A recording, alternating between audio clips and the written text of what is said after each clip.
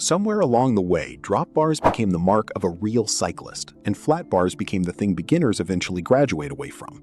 Almost nobody questions that hierarchy out loud. Walk into most bike shops and the unspoken assumption is that serious riders end up on drops eventually, the same way serious runners eventually get real running shoes. Here's the problem. For a huge share of actual riding conditions, the physics doesn't back that hierarchy up. One detailed technical analysis went as far as arguing flat bars are the objectively better choice for most people most of the time, not a lesser option, a smarter one. That doesn't mean drop bars are overrated garbage either. It means the real answer is more specific and more interesting than one is simply better. Subscribe to The Bike Truth and let's find out where that assumption actually breaks down. These two bar types didn't evolve from the same lineage, and that history explains a lot about why the comparison feels so lopsided by default. Drop bars trace back to early competitive road cycling, developed specifically for racers who needed multiple hand positions across long, fast races, a tuck for headwinds and sprints, a relaxed position for climbing, all built into one curved shape. Flat bars come from an entirely different world. Utilitarian riding and mountain biking, where stability, wide leverage, and control on rough or unpredictable terrain mattered far more than shaving seconds off a flat, steady effort. Neither design was built to be a universally superior bar.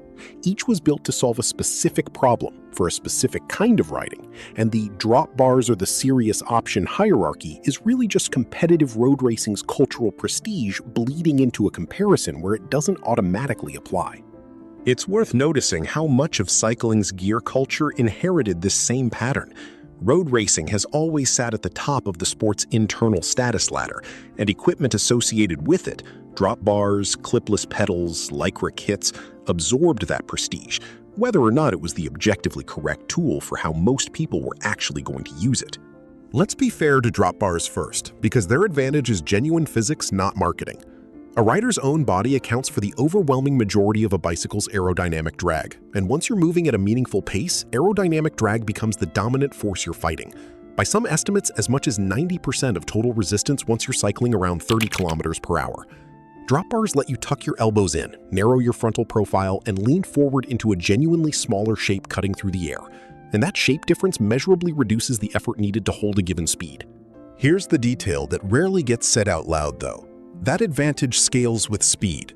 Below that roughly 30 kilometers per hour threshold, aerodynamic drag simply isn't the dominant force yet, which means the aero benefit drop bars provide is real but proportionally much smaller. Ride casually at 20 kilometers per hour around your neighborhood, and you're paying for an aerodynamic advantage that barely has anything to bite into yet. You're carrying the narrower, more aggressive posture without getting nearly the full return on it that a faster rider would. This is exactly why drop bars make obvious sense on a race bike and progressively less sense the slower and shorter your typical ride actually is. The aero case for drop bars isn't false, it's conditional, and that condition rarely makes it into the sales pitch. Here's where the story flips, and where most cycling content quietly stops being fair. A wider flat bar gives you meaningfully more leverage over your front wheel, which matters more than people assume at both ends of the speed spectrum. At higher speeds, that extra leverage helps you counter the small, constant forces nudging your handlebar from road texture and crosswinds.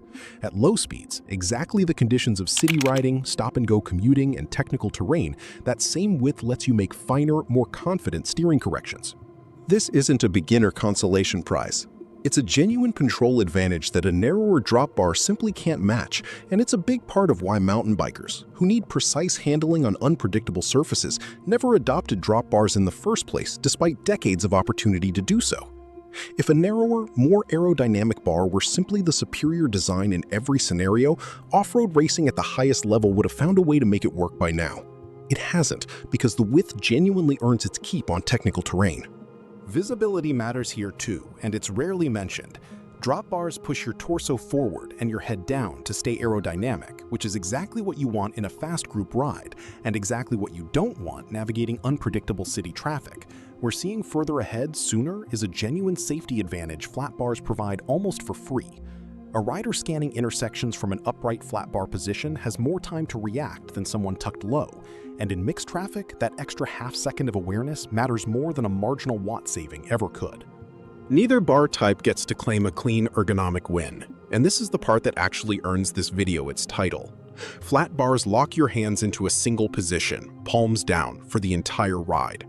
Hold that one position for 2 or 3 hours, and it's a well-documented setup for numbness and tingling in the ring and pinky fingers, caused by sustained pressure on the ulnar nerve running through your wrist and palm. Genuinely uncomfortable, and something bar end attachments only partially solve. Drop bars are supposed to fix this by offering 3 real positions instead of 1. Tops, hoods, and drops, spreading pressure and hand angle across a ride instead of locking you into one spot. In theory, that variety should make drop bars the clear ergonomic winner. In practice, plenty of riders barely use the drops position at all, because leaning that far forward and down feels genuinely uncomfortable or unstable for anyone without a fairly aggressive, well-practiced position. That means a rider who bought drop bars specifically for their promised variety may functionally be riding on just the hoods for almost the entire ride anyway, closer to a single position bar in practice than the marketing implies. If you've owned a drop bar bike for years and can honestly count the number of times you've spent real time in the drops on one hand, you already know this isn't a hypothetical. Put all of this together, and the honest answer isn't a hierarchy at all. It's a speed and duration equation. Fast group rides, long steady-state efforts, and anything where you're consistently pushing past roughly 30 kilometers per hour are exactly where the aerodynamic case for drop bars genuinely pays for itself. Short rides, mixed urban terrain, stop-and-go commuting, and anything prioritizing control and visibility over squeezing out marginal watts are exactly where flat bars are the more honest, evidence-backed choice, not the beginner's consolation prize the culture around this sport often implies. The uncomfortable admission underneath all of this is that a lot of drop bar ownership isn't actually driven by the riding people are doing. It's driven by what a drop bar signals about the kind of cyclist someone wants to be seen as, even when their actual rides, short, urban, unhurried, would genuinely be better served by a wider, more stable, more visible flat bar. Neither bar is right or wrong. The mistake is treating this as a status ladder instead of a tool decision.